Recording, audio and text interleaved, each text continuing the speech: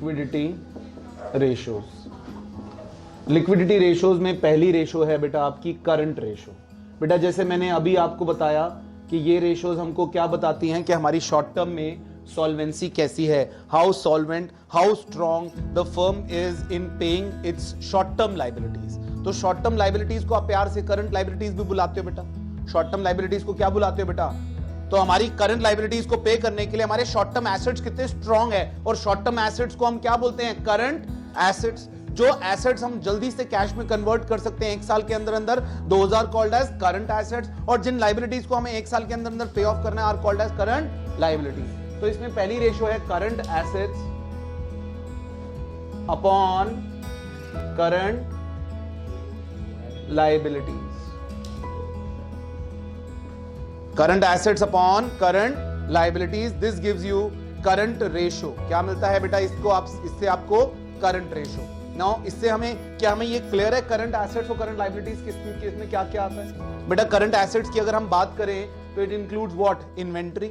Inventory को आप प्यार से बेटा स्टॉक भी बोलते हो, है ना? इसमें तीन तरह का स्टॉक आ जाएगा, raw material, work in progress और फिनिश गुड्स। तीनों स्टेजेस का स्टॉक इन्वेंट्री में इंक्लूड होगा।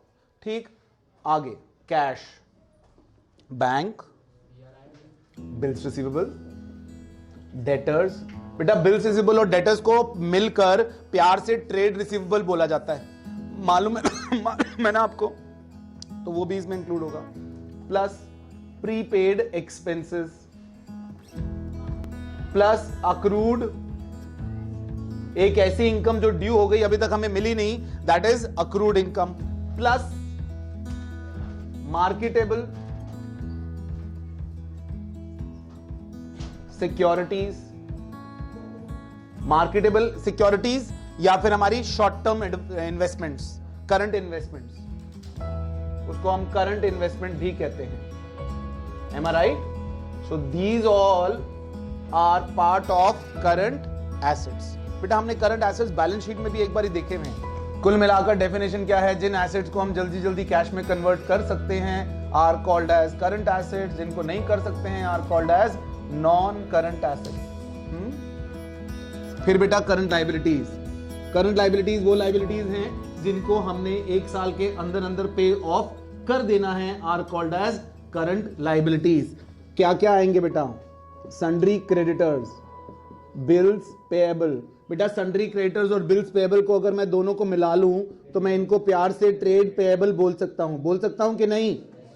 Plus outstanding expenses, plus unearned income. Unearned income कौन सी होती है बेटा?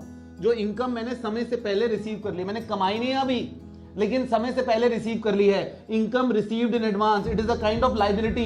अगर किसी से समय से पहले पैसे ले लो so that's a liability. Am I right? So unearned income plus आपका short term loan,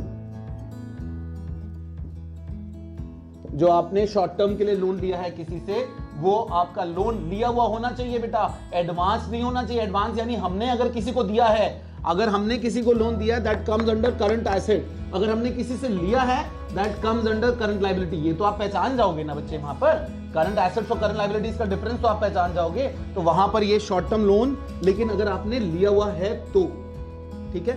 sundry creditors, bills payable, outstanding expenses, unearned income, short term loans और आपका शॉर्ट टर्म बोरोइंग्स के नाम से भी बेटा ये कभी कभी आता है आपकी बैलेंस शीट में, short term borrowings. So that is also part of current liabilities. Is that okay? So current assets and current liabilities. ठीक, अब हम इनको टोटल करेंगे और फ्रैक्शन में पुट करेंगे, वी विल गेट आंसर। हमें इसका आंसर किस फॉर्म में मिलेगा बेटा?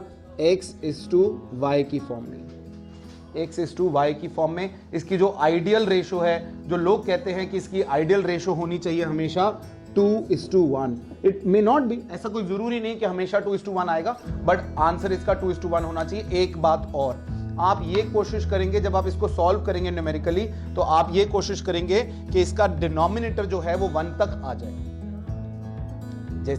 जैसे ऊपर फॉर एग्जांपल 60,000 है, नीचे 1 लाख है, तो आप डिनोमिनेटर 1 में रखेंगे, यानी 0.6:1 रेशो का आंसर लिखेंगे आप। ऊपर 60,000 नीचे 1 लाख है, तो आप आंसर क्या लिखेंगे 0.6:1। इससे हमें ये कंपेयर करने में आसानी होती है। समझ रहे हैं मेरी बात? जैसे ऊपर है आपका 5 लाख और नीचे 2 लाख, आप कोशिश करिए नीचे 1 ले आइए। जैसे ऊपर 5 है तो नीचे 2 है, तो आप इस रेशो को 5/2 की जगह, या आप इसको 2.5:1 की रेशो में लिखें। इसका मतलब समझने में आसानी होगी बेटा, हमें इसको एनालाइज करने में आसानी होगी कि साहब जितनी भी करंट लायबिलिटीज हैं उसकी 2.5 टाइम्स करंट एसेट्स है। बेटा अगर मैं इसको 5/2 की फॉर्म में रखता हूं तो मैं ये एनालिसिस नहीं कर पाऊंगा। आप मेरी बात समझ रहे हो? मैं रेशो कैलकुलेट क्यों कर रहा हूं? एनालिसिस के लिए। तो अगर मैं इसको 1 की फॉर्म में छोड़ूंगा तो मैं ये समझ सकता हूं ना कि यार जितनी भी लायबिलिटीज हैं उसकी 2.5 गुना मेरे पास करंट एसेट्स है। इट इज वाई इसके हम डिनोमिनेटर को 1 पे लाते हैं। कोशिश करो हमेशा डिनोमिनेटर को किस पे लाओ? 1 पे। Is this okay? ये कॉपी कर लिया बेटा आपने साथ साथ। चलिए अगली रेशो है इसकी second ratio. There are only 2 kinds of liquidity ratios in our syllabus. तो ये हमारी दूसरी रेशो है। इसके बाद the second kind of ratio is liquid ratio और एसिड टेस्ट रेशो और क्विक रेशो। 3 तरह की 3 नाम है बेटा एक ही रेशो के। इसका फॉर्मूला है ऊपर लिक्विड एसिड्स और नीचे current liabilities. Liquid assets upon current liabilities. बेटा लिक्विड एसेट्स को सिर्फ मुझे डिफाइन करना है, करंट लायबिलिटीज तो मैं ऑलरेडी डिफाइन कर चुका हूं। M I right? Current liabilities तो हमने बेटा भी करंट रेशो में डिफाइन करी है। कौन सी लायबिलिटीज हैं? लिक्विड एसेट्स और करंट एसेट्स में क्या फर्क है? कहा जाता है कि करंट एसेट्स को कैश में कन्वर्ट करना आसान है, नॉन करंट एसेट्स को नहीं। लिक्विड एसेट्स को उन करंट एसेट्स के मुकाबले और आसान है कैश में कन्वर्ट करना। अगर मैं लिक्विडिटी के नाम पर बात करूं कि लिक्विडिटी की पे उस पे स्केल करूं तो non current asset is the least liquid, current asset is the liquid and liquid asset is the most liquid, कि उसको तो और जल्दी आप कैश में कन्वर्ट कर सकते हैं। इसकी डेफिनेशन तो ये हो गई। इसमें न्यूमेरिकली क्या आता है बेटा लिक्विड एसेट्स में? इनको लिक्विड एसेट्स की जगह क्विक एसेट्स भी बोला जा सकता है। तो लिक्विड एसेट्स होते हैं बेटा करंट एसेट्स, सारे के सारे करंट एसेट्स एक्सेप्ट 2। इसमें से 2 आपने हटा देने, स्टॉक या फिर इन्वेंट्री जिसको आप कहते हो, और दूसरा प्रीपेड एक्सपेंसेस। अगर ये दोनों आप माइनस कर देते हो तो ये जो आपके पास बचता है ये कौन से एसेट्स आते हैं बच्चे? Quick assets. Is that okay? Quick assets मैंने आपको डेफिनेशन से समझाया कि जो एसेट्स और जल्दी हम कैश में कन्वर्ट कर सकते हैं आर नोन एज क्विक या फिर liquid assets. Is that okay?